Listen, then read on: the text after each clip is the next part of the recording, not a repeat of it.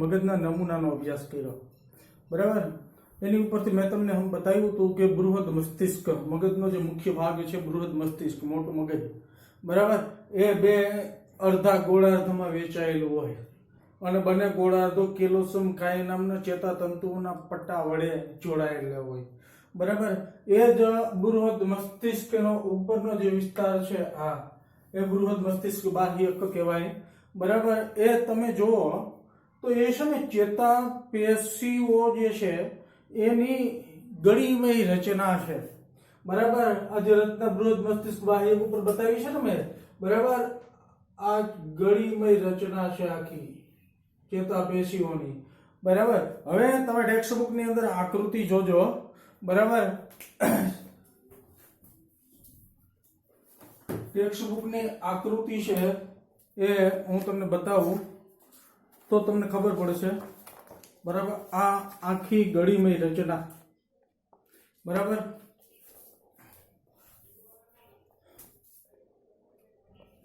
આ જે આખી ગળીમય રચના છે એ ગળીમય રચના દોરવી મારા માટે મુશ્કેલ થઈ પડે, બરાબર. એટલે મેં સીધી ગળી એક જ ગળી બતાવી છે, કારણ કે એમાં સ્પેશિયલ ચિત્રકામ જાણતો હોય એવી થોડીક મગજ વાપરવું પડે, બરાબર, જે મારાથી શક્ય બનતું નથી, બરાબર છે. એટલે આ રીતે મેં બતાવી દીધું છે. તમને કોઈને સારું પેઇન્ટિંગ ફાવતું હોય તો ટેક્સ્ટ બુકમાં આપેલ છે. બૃહદ મસ્તિષ્ક બાહ્યકની ઉપરનો જે વિસ્તાર હતો ને નમૂનાની અંદર, બરાબર, એ આ વિસ્તાર છે, બરાબર. પછી અહીંયા જે મધ્યનો જે ભાગ છે આખો, બરાબર, એ મધ્ય મગજ તરીકે ઓળખાતો વિસ્તાર છે. એનો વિસ્તાર ચતુષ્કાય તરીકે ઓળખાય, એ હાડકાઓનો બનેલો હોય, બરાબર. પછી છેલ્લેનો જે ભાગ છે નીચેનો એ પશ્ચિમ મગજ, જો આ લખ્યું છે સેતુ, બરાબર. પછી લંબ મજા,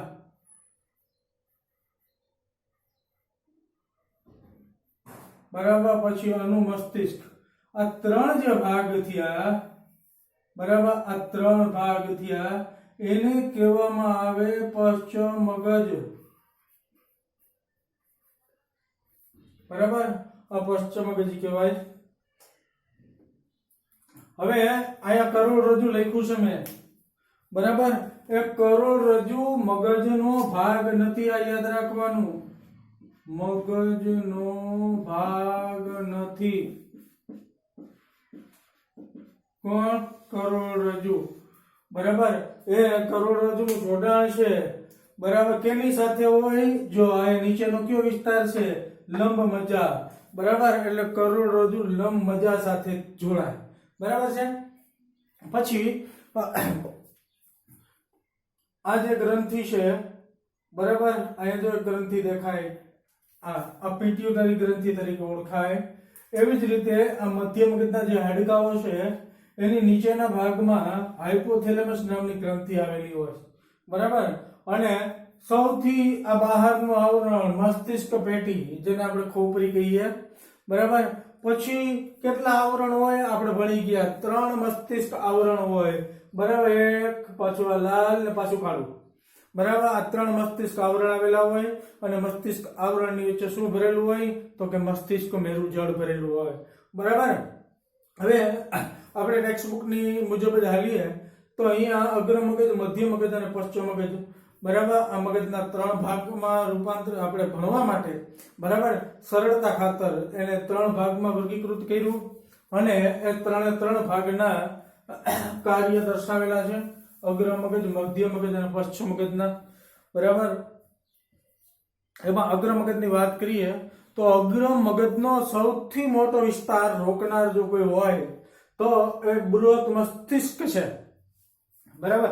બૃહદ મસ્તિષ્કની ઉપરનો જે વિસ્તાર આપણે નમૂનામાં જોતા હતા ને, માથેનો વિસ્તાર, એ બૃહદ મસ્તિષ્ક બાહ્યક કહેવાય, બરાબર. એ બૃહદ મસ્તિષ્ક બાહ્યક એટલે અગ્ર મગજનો સૌથી મોટો વિસ્તાર બૃહદ મસ્તિષ્ક બાહ્યક તરીકે ઓળખાય, બરાબર. પછી બૃહદ મસ્તિષ્ક બાહ્યક બે ગોળાર્ધમાં વહેંચાયેલું હોય અને બંને ગોળાર્ધો કેલોસમ કાય નામના ચેતાતંતુઓના પટ્ટા વડે જોડાયેલા હોય, હવે આ બૃહદ મસ્તિષ્કનું કાર્ય કહું કે અગ્ર મગજનું કાર્ય કહું, કારણ કે બૃહદ મસ્તિષ્ક ક્યાં આવેલું છે? અગ્ર મગજમાં, બરાબર. એટલે આપણે હવે બોલશું ટેક્સ્ટ બુક મુજબ અગ્ર મગજની અંદર વિવિધ ગ્રાહી એકમોમાંથી, વિવિધ ગ્રાહી અંગોમાંથી, ગ્રાહી અંગો એટલે સંવેદન અંગો માંથી સંદેશો મેળવવા માટેના વિસ્તારો આવેલા છે, બરાબર. બૃહદ મસ્તિષ્ક બાહ્યક ઉપર વિવિધ સંવેદન અંગોમાંથી સંવેદના મેળવવા માટેના વિસ્તારો આવેલા છે. અગ્ર મગજની હવે ઘ્રાણ સંવેદના, બરાબર. હવે એક કામ કરો, એ બોર્ડ ઉપર જ હું લખું. પેલા મગજ છે એની આકૃતિ તમે જોઈ લ્યો, બરાબર. નજીકથી થોડીક જુઓ, પોઝ કરી અને તમે દોરી લેજો, જેથી કરીને તમારે સમજવામાં સરળતા રહે.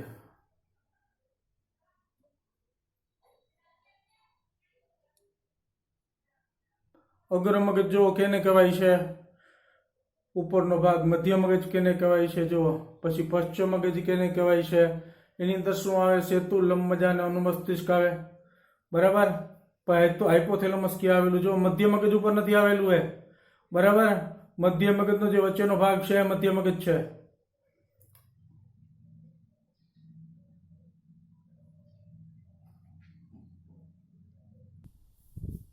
જો હવે અગ્ર મગજ, બરાબર,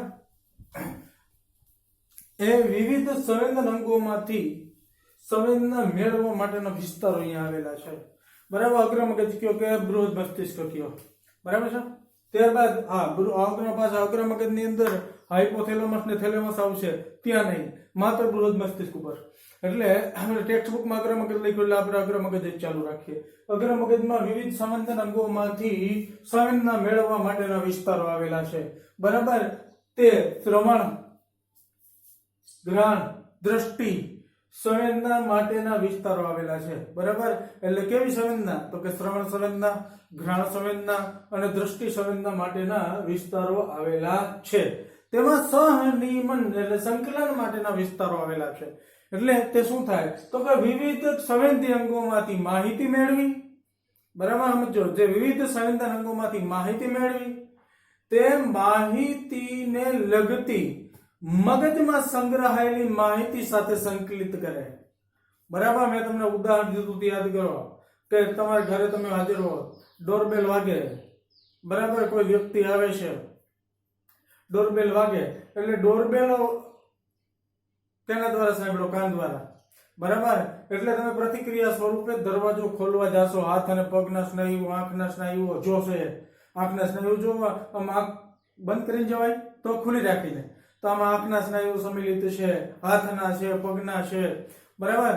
પછી દરવાજો ખોલ્યો એટલે આપણે ઘરમાંથી કોઈ પૂછે કોણ છે, આપણે એ વ્યક્તિને જોઈએ તો આ આંખ દ્વારા, એટલે આંખ સંવેદન અંગ થયું, બરાબર. એ આપેલી વ્યક્તિ આવી એટલે માહિતી, બરાબર. એ માહિતી, એ જે વ્યક્તિ છે પૂછે કે કોણ છે, તમે કહો કે મામા છે, તો એ વ્યક્તિ જે છે એ માહિતી સંગ્રહિત છે મગજમાં કે આવા મારા મામા છે. તો આ બેનું સંકલન કરે, બરાબર. આંખ દ્વારા એ માહિતી મેળવવામાં આવે છે અને એને લગતી જે મગજમાં સંગ્રહિત માહિતી, એટલે કે વ્યક્તિ છે એ આપણા મામા તરીકે સંગ્રહિત છે, સ્ટોર છે, બરાબર. એનું સંકલન કરે અને પછી એનું અર્થઘટન કરે અને આ અર્થઘટન કરીને ત્યારબાદ પ્રતિક્રિયા આપે છે. અર્થઘટન કર્યું આપણે કે મામા છે આ વ્યક્તિ, અને પ્રતિક્રિયા આપીએ, જે પૂછ્યું છે ને જવાબ આપીએ કે મામા છે. ખબર પડી? ફરીવાર જુઓ, તે વિવિધ સંવેદન અંગોમાંથી માહિતી મેળવે, એટલે આંખ દ્વારા માહિતી મેળવી અને એ માહિતીને લગતી મગજમાં સંગ્રહિત માહિતી, અને જો વિવિધ સંવેદી અંગોમાંથી માહિતી મેળવે તેમજ તેને લગતી મગજમાં સંગ્રહાયેલી માહિતી સાથે સંકલિત કરે અને અર્થઘટન કરે અને ત્યારબાદ પ્રતિક્રિયા આપે. ખબર પડી? માહિતી મેળવી આંખ દ્વારા કે આ વ્યક્તિ એવી, અને એ વ્યક્તિ સાથે સંગ્રહાયેલી માહિતી કઈ છે? તો મામા ના હોત તો અજાણ્યું હોત તો કઈ ખબર નહીં કોણ છે, પણ મામા છે. કેમ ખબર પડી? કે નાનપણથી શીખવાડ્યું છે કે આ મામા છે, મામા છે, મામા છે. તો મામાની આખું ચિત્ર છે મગજની અંદર શું થઈ ગયેલું છે? સ્ટોર થઈ ગયેલું છે, બરાબર. હા, તો એની એને અર્થઘટન કર્યું, સંકલન કર્યું, પછી અર્થઘટન કર્યું અને પછી પ્રતિક્રિયા દર્શાવી. ખબર પડી ગઈ? રેડી? પછી ઐચ્છિક સ્નાયુઓના હલનચલનની ક્રિયાનું નિયંત્રણ કરતા ક્ષેત્ર આવેલા છે. બરાબર? ખબર પડે? હું કીધું તમે દોડતા હો, તમને કહેવામાં આવે કે હાલો દોડની હરીફાઈ કરવી છે, જેનો પહેલો નંબર આવશે એને આપણે ઇનામ આપશું. બરાબર? પછી ટ્રેક ઉપર રાખે બધાને, પછી ગેટ સેટ ગો કરીને જવા દઈએ, દોડો. તમે જે ટ્રેકમાં દોડતા હો ત્યાં વચ્ચે મોટો ખાડો આવે છે. જો દોડીએ છીએ તો આપણી પગના સ્નાયુઓ છે એ કેવા સ્નાયુઓ છે? ઐચ્છિક સ્નાયુઓ છે, આપણી ઈચ્છા મુજબ કામ કરતા સ્નાયુઓ છે. બરાબર? પણ વચ્ચે ખાડો આવ્યો તો શું કરશો? ઇનામ ગયું ઘરે. ખાડામાં પડશું તો ઇનામ કરતા જ્યાદો ખર્ચો થઈ જાય, લાગશે એ વધારે નફામાં. બરાબર? એટલે શું કરશે? કે ખાડો જોશે એટલે શું કરશું? આપણે દોડવાનું બંધ કરી દેશું. તો આ કેના દ્વારા આ બધી ક્રિયાઓ થઈ? કેના દ્વારા નિયંત્રણ થયું? ઐચ્છિક સ્નાયુઓના શું લખ્યું? હલનચલનની ક્રિયાનું નિયંત્રણ કરતા વિસ્તારો આવેલા છે. બરાબર? એટલે પછી એવી જ રીતે માનો કે આપણે પાણી પીતા હોય, બરાબર, ફૂલ તરસ્યા હોય તો 1.5 લીટર 1.5 લીટર પાણી પીધું, પછી ગ્લાસ આમ પકડી જ રાખીએ, ઊંધો જ રાખીએ, ધરાવી શું કરીએ છીએ? ગ્લાસ લઈને મૂકી દઈએ તો ગ્લાસ પાણી પીવું, પછી ગ્લાસ મૂકો તો હાથ દ્વારા જે આખી બધી ક્રિયા થઈ, બરાબર, એનું નિયંત્રણ કરતા કેન્દ્ર છે. ટૂંકમાં ઐચ્છિક સ્નાયુઓનું હલનચલનની જે ક્રિયા છે એનું નિયંત્રણ કરતા, આજે હું આમ હાથ હલાવી શકું છું, બરાબર, લખું છું, ડસ્ટરથી ચેકું છું, તો આ બધા ઐચ્છિક સ્નાયુઓ થયા, એનું નિયંત્રણ કરતા કેન્દ્ર ક્યાં આવેલા હોય? અગ્ર મગજની અંદર આવેલા હોય. બરાબર? અને ભૂખ સંબંધિત ક્ષેત્ર, બરાબર, એ પણ અગ્ર મગજની અંદર આવેલા હોય. બરાબર? એટલે પહેલાથી આપણે શું યાદ રાખવાનું કે અગ્ર મગજ ઉપર શ્રવણ સંવેદના, ઘ્રાણ સંવેદના અને દ્રષ્ટિ સંવેદના માટેના વિસ્તારો આવેલા છે. પછી આ ભેગું લઈ લ્યો. તેના પછી કે અગ્ર મગજમાં ભૂખ સંબંધિત ક્ષેત્ર પણ અલગ રીતે આવેલા હોય છે. આના કરતા આ વિસ્તારો થોડાક છે ને અલગ વિસ્તારો છે. બરાબર? હા, એ પછી આગળ ભણવાનું આવશે તમારે. પછી બીજું આ પેલો પોઈન્ટ, આ બીજો પોઈન્ટ, ત્રીજો પોઈન્ટ આ લખાય ઐચ્છિક સ્નાયુઓના હલનચલનનું નિયંત્રણ કરતા વિસ્તારો આવેલા છે. બરાબર? પછી તેમાં સંકલન કરતા વિસ્તારો આવેલા છે.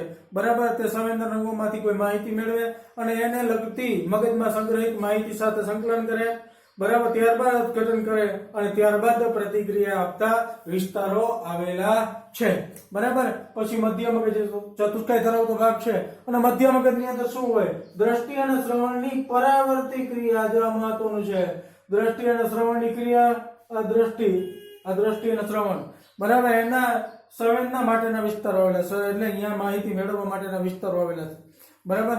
તો અહીંયા એવું દ્રષ્ટિ અને શ્રવણ, પણ અહીંયા કઈ ક્રિયા છે? જો પરાવર્તી ક્રિયાના વિસ્તારો. બરાબર? તો આજે આપણે જોઈએ, બરાબર, આ કોણે જોયું? મામા આવ્યા છે, માહિતી સાથે સંકલન કર્યું, સંગ્રહિત માહિતી સાથે, અને આપણે બોલ્યા મામા. બરાબર? તો આ વિચારીને થતી આખી પ્રક્રિયા છે. બરાબર? પણ આ પરાવર્તી ક્રિયા દ્રષ્ટિ અને શ્રવણની, તમે તમારા મિત્ર વાત કરો છો, બરાબર, તમારા મિત્ર તમે વાત કરો છો, સાયકલ લઈને જાવ છો, 5-6 મિત્ર ચાલ્યા જાવ છો, બરાબર, હાલનો સમય છે, સૂર્યાસ્ત થઈ ગયો છે, તો આજે ચોમાસાનું વાતાવરણ છે, જીવજંતુઓ ઉડતા હોય, બરાબર, અને કોઈ જીવજંતુ ઉડી અને આંખ ઉપર આવતું હોય તો તમારું ધ્યાન તમારા મિત્ર સાથે છે. બરાબર? અને તમારી આંખ ફટરોકાની શું થઈ જાય છે? બંધ થઈ જાય છે. બરાબર? એટલે પાપણનું હલનચલન થયું. બરાબર? એને પણ પાપણનું હલનચલન થયું, ખરેખર તો કીટક જોઈ લીધું, કોઈને આંખે જોયું, પણ એ માહિતી મગજમાં ના વિચારે આંખ બંધ કરું કે ના કરું, આંખમાં પડશે કે ના પડે, પણ સીધું શું કર્યું? આપણે આંખને બંધ કરી દીધી. તો આ કેવી દ્રષ્ટિ સાથે સંકળાયેલી પરાવર્તી ક્રિયા થઈ. આ માનો કે હું તમને ભણાવું છું, હાથ ગરમ વસ્તુ અડી જાય છે, મારું ધ્યાન તમારે ભણાવવામાં છે, પણ હાથ અડી જાય છે તો હું કાંઈ પણ વિચાર્યા વગર હાથ ખેંચી લઈશ. બરાબર? આ સ્પર્શની સંવેદના છે, સ્પર્શની પરાવર્તી ક્રિયા થઈ. ખબર પડી? તો એ શ્રવણ અને દ્રષ્ટિ અને શ્રવણની પરાવર્તી ક્રિયાના વિસ્તારો ક્યાં આવેલા હોય? મધ્ય મગજમાં આવેલા હોય. બરાબર, પણ જે વિચારવાની ક્રિયાના વિસ્તારો ક્યાં આવેલા હોય? અગ્ર મગજમાં આવેલા હોય, બરાબર. ત્યારબાદ આવે પશ્ચ મગજ, બરાબર. તો પશ્ચ મગજમાં શેનો સમાવેશ થાય? સેતુ, લંબમજા અને અનુમસ્તિષ્ક. અનુમસ્તિષ્ક શું કામ કરે? શરીરનું સમતોલનપણું જાળવી રાખવાનું કાર્ય કરે, બરાબર. સાયકલ લઈને આપણે જતા હોય, સાયકલ હાંકવી, બરાબર. સાયકલ હાંકવી, તો સાયકલ હાંકવામાં મોટરસાયકલ હાંકવી, તો આમાં શેની વાત આવે? શરીરનું સંતુલનપણું જાળવવાની વાત આવે, બેલેન્સ જાળવવા, બરાબર. તો એના કંટ્રોલમાં આવે, અનુમસ્તિષ્કના કંટ્રોલમાં આવે. સેતુ, બરાબર. એ સેતુ શું કાર્ય કરે? શ્વાસ અને ઉચ્છ્વાસની ક્રિયાનું નિયંત્રણ કરે, બરાબર. પશ્ચમમગજમાં 3 ભાગ આવેલા હોય: સેતુ, લંબમજા અને અનુમસ્તિષ્ક. અનુમસ્તિષ્ક શરીરનું સંતુલનપણું જાળવી રાખે, સેતુ શ્વાસોશ્વાસની ક્રિયાનું નિયંત્રણ કરે અને નિયમન કરે, બરાબર. નિયંત્રણ કરવું અને નિયમન કરવું. દોડવા માંડીએ તો શ્વાસ અને ઉચ્છ્વાસ છે વધી જાય, બરાબર. આગળના પીરિયડમાં મેં કીધું શક્તિની જરૂરિયાત વધી જાય એટલે ઓટું વધારે કરવું પડે, રુધિરને વહન છે એ પણ વધી જાય, પરિણામે હૃદયના ધબકારા વધી જાય, બરાબર. આપણે ચર્ચા કરી લીધી. અને પછી નિયંત્રણ કરે એટલે કે વધારે, પછી નિયમન કરે, બરાબર. જેવો આપણે દોડતા બંધ થઈ જાય તો ધબકારા છે, શ્વાસ અને ઉચ્છ્વાસની ક્રિયા છે પાછું મૂળ સ્થિતિમાં આવી જાય, બરાબર. ત્યારબાદ લંબમજા, એ અનૈચ્છિક ક્રિયાનું નિયંત્રણ અને નિયમન કરે. અનૈચ્છિક ક્રિયાઓ એટલે એની અંદર થાય શરીરનું તાપમાન, બરાબર. શરીરનું તાપમાન આવે, પછી ભૂખ,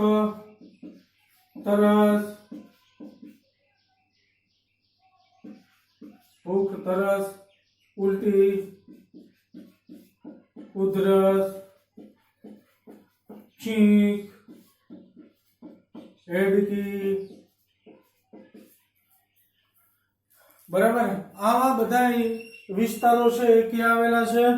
લંબમજા ઉપર. રુધિરનું દબાણ, આ લખતા ભૂલી ગયા આપણે. રુધિરનું દબાણ,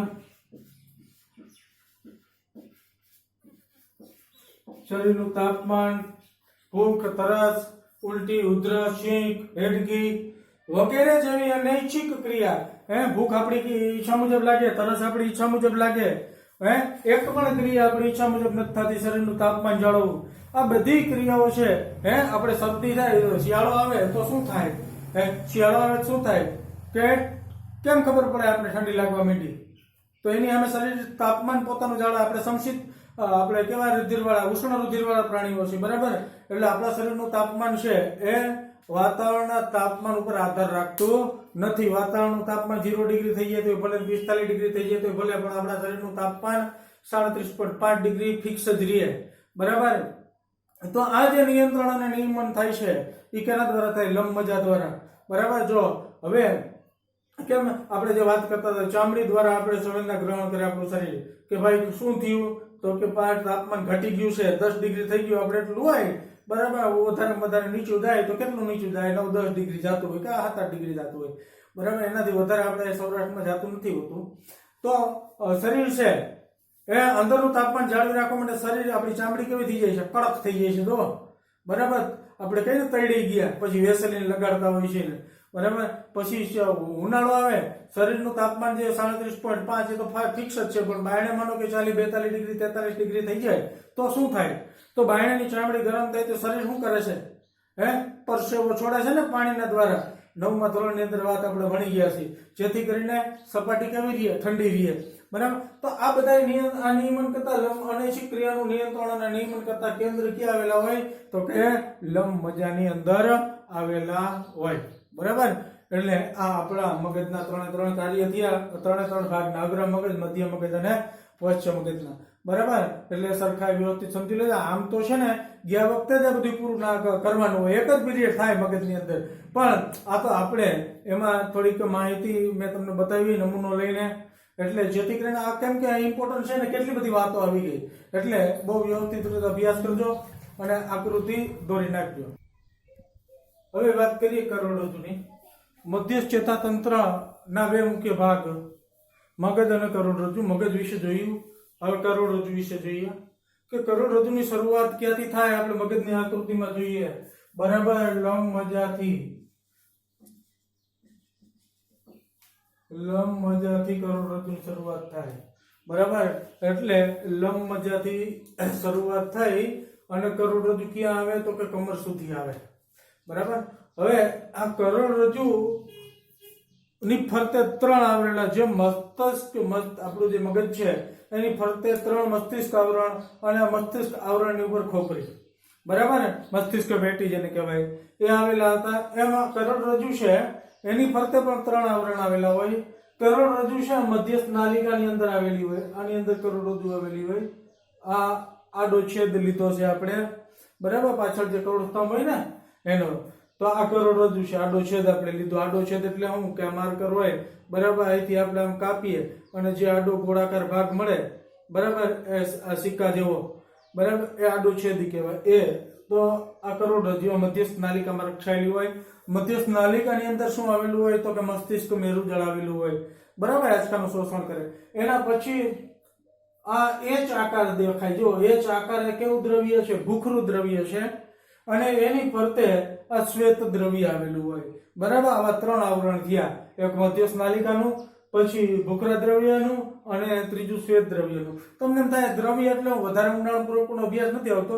આ દ્રવ્ય એટલે એની અંદર ચેતાતંતુઓ હોય, બરાબર, મજિત અને અમજિત ચેતાતંતુઓ હોય. મજાપડ હોય મજિત કહેવાય, મજાપડ ના હોય. આપણે ચેતાકોષ જોયો હતો ને, એમાં વધારે ઊંડાણપૂર્વકનો અભ્યાસ ધોરણ 11 ની અંદર તમારે આવશે, બરાબર. એમાં મજિત અને અમજિત ચેતાતંતુઓ આવેલા હોય, બરાબર. આ કરોડરજ્જુ છે ક્યાં સુધી આવે? એની શરૂઆત લંબમજાથી થાય ને કમર સુધી કરોડરજ્જુ આવે. હવે કરોડરજ્જુ છે એ અધોગામી અને ઉર્ધ્વગામી 2 માર્ગ રચાય, બરાબર. અધોગામી માર્ગ અને ઉર્ધ્વગામી માર્ગ. સંદેશાનો અધોગામી માર્ગ તથા ઉર્ધ્વગામી માર્ગ રચે છે. એટલે શું? અધોગામી એટલે નીચે તરફ, ઉર્ધ્વગામી એટલે ઉપર તરફ, બરાબર. કરોડરજ્જુથી સંવેદી માહિતીઓ મગજ તરફ વહન પામે, બરાબર, જેને કેવો માર્ગ કહેવાય? ઉર્ધ્વગામી. એવી જ રીતે મગજથી ચાલક માહિતીઓ છે મગજમાંથી કરોડરજ્જુ તરફ વહન પામે, એટલે એ માર્ગ કેવો થયો? ઉર્ધ્વગામી, નીચે તરફનો, બરાબર. ખબર પડી? કરોડરજ્જુ માહિતીનું વહન છે અધોગામી તથા ઉર્ધ્વગામી કરે છે, બરાબર. એટલે શું? તો કે કરોડરજ્જુથી મગજ તરફ જતી સંવેદનાત્મક માહિતીઓ અથવા સંવેદી માહિતીઓ ઉર્ધ્વગામી માર્ગ રચે છે. એવી જ રીતે મગજમાંથી કરોડરજ્જુ તરફ આવતી ચાલક માહિતીઓ છે એ ઉર્ધ્વગામી માર્ગ રચે છે, બરાબર. ત્યારબાદ વાત કરી એ કરોડરજ્જુ છે ક્યાં સુધી આવે? કમર સુધી આવે, બરાબર. એટલે આ કરોડરજ્જુમાંથી છે ને 31 જોડ ચેતાઓ નીકળે. 31 આ ચેતાઓ શું કાર્ય કરે? આ કેવી ચેતા હોય? સંવેદી ચેતા હોય, ચાલક ચેતા હોય, બરાબર. સંવેદી ચેતાઓ શું કામ કરે? તો કે સંવેદન અંગોમાંથી માહિતીને ક્યાં લઈ આવે? કરોડરજ્જુ તરફ લઈ આવે. અને ચાલક ચેતાઓ શું કામ કરે? તો કે મગજમાંથી આવેલી માહિતીને, બરાબર, ચાલક માહિતીને કરોડરજ્જુમાંથી અંગો તરફ લઈ જાય, બરાબર. ગરમ વસ્તુને હાથ અડી જાઓ, બરાબર, ગરમ વસ્તુને, તો આ માહિતી કી તરફ જાય? કરોડરજ્જુ તરફ જાય ને. કઈ ચેતા દ્વારા? સંવેદી ચેતા દ્વારા. પરાવર્તી ક્રિયાની આપણે આકૃતિ દોરી હતી, સોરી, પરાવર્તી કમાન્ડ માટેની, બરાબર, દોરી હતી ને.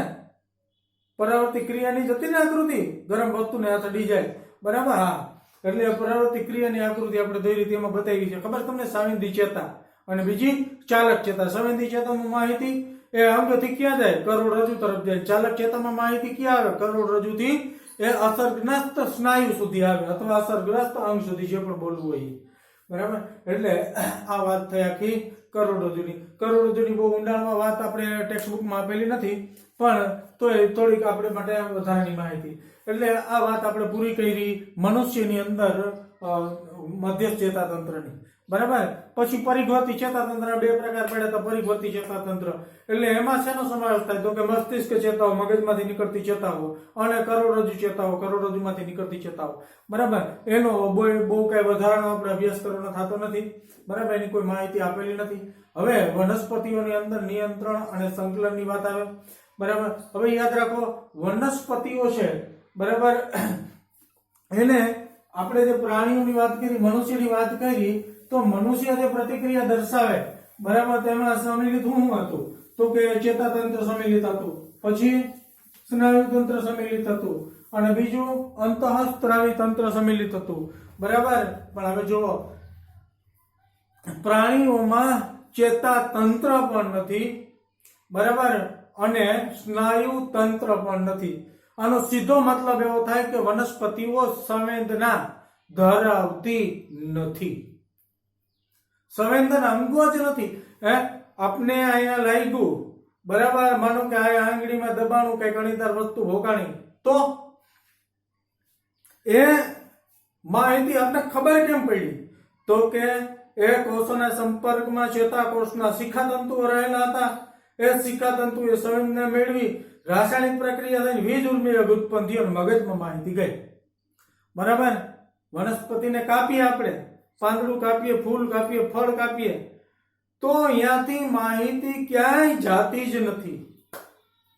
સીધો મતલબ થયો સંવેદના હોતી નથી. બરાબર, સંવેદના નથી એની પાછળનું કારણ કે એમાં ચેતાકોષો નથી, એમાં ચેતાતંત્ર નથી, એને આપણી જેમ ક્યાંય વિચારવાનું નથી. બરાબર.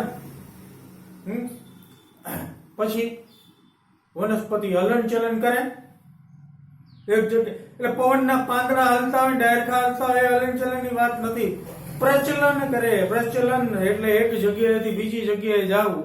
બરાબર, તમારા ઘરમાં કોઈ લીમડા હોય, આસોપાલવ હોય, બરાબર, તો એ ક્યાંય જાય કે હું બજારમાં આટો મારી આવું એક, અહીંયા છેલ્લે મૃત્યુ પામશે. બરાબર, જો તો હલન ચલન નથી કરતા એનો મતલબ કે સ્નાયુઓ પણ હોતા નથી. તો વનસ્પતિ, તમે એમ લાગે લજામણીના પર્ણને સ્પર્શ કરીએ તો પર્ણ બીડાઈ જાય, તો એનો મતલબ એવો નહીં સમજવાનો કે એમાં ચેતાતંતુઓ છે, એમાં સ્નાયુઓ છે.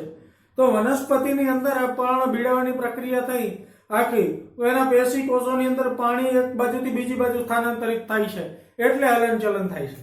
બરાબર, એટલે વનસ્પતિની અંદર જે પણ હલન ચલન છે એ માત્ર એની અંદર ઉત્પન્ન થતા અંતઃસ્ત્રાવોને કારણે જ એ હલન ચલન દર્શાવે છે, એટલે પ્રતિક્રિયા સ્વરૂપે. બરાબર, આપણે અહીંયા ક્યાં હલન ચલનની વાત કરીએ? તો કે પ્રતિક્રિયા સ્વરૂપે હલન ચલનની વાત કરીએ છીએ. બરાબર, વનસ્પતિમાં નિયંત્રણ અને સહનિયમન, નિયંત્રણ અને સહનિયમનની આપણે વાત કરી રહ્યા છીએ. યાદ રાખજો. તો વનસ્પતિની અંદર નિયંત્રણ અને સહનિયમન કેના? એમાં શું નથી? ચેતાતંત્ર નથી. બીજું શું નથી? સ્નાયુ તંત્ર નથી. બરાબર, તો આ બે તંત્ર તો આવેલા નથી. એટલે વનસ્પતિ જે પ્રતિક્રિયા છે, પ્રતિચાર છે, માત્ર ને માત્ર અંતઃસ્ત્રાવોને કારણે દર્શાવે છે. અંતઃસ્ત્રાવોને આભારી છે. અંતઃસ્ત્રાવો શું કામ કરે? તો કે પાણીનું સ્થાનાંતરણ કરાવે. શું કરાવે? પાણીનું સ્થાનાંતર કરાવે. પાણીનું સ્થાનાંતર કરાવે એક જગ્યાએથી બીજી જગ્યાએ. બરાબર, એટલે જે કોષો પાણી આવે એ ફૂલે, અને જેમાંથી પાણી નીકળી ગયું એ શું થઈ જાય છે? બરાબર, સંકોચાઈ જાય છે ને. અંતરકોષીય અવકાશમાં પાણી હોય એ પછી નેક્સ્ટ પીરિયડની અંદર આપણે વાત કરીશું. બરાબર, એટલે આ ખાસ યાદ રાખવાનું કે વનસ્પતિમાં જે હલન ચલન છે એ પ્રતિક્રિયા માટેનું હલન ચલન છે, માત્ર ને માત્ર અંતઃસ્ત્રાવને આભારી છે. બીજું વનસ્પતિની અંદર છે એ જો ચેતાતંત્ર નથી, પછી સ્નાયુ તંત્ર નથી, એટલે એની જો પ્રતિચાર છે ને પ્રાણીઓની સરખામણીમાં કેવો હોય? ધીમો હોય. બરાબર, એટલે આટલી વાત યાદ રાખો. હજી તમે બધું જ ભણવાનું બાકી છે. બરાબર, એટલે એ આપણે આવતા પીરિયડની અંદર એનો વિસ્તૃત અભ્યાસ કરશું.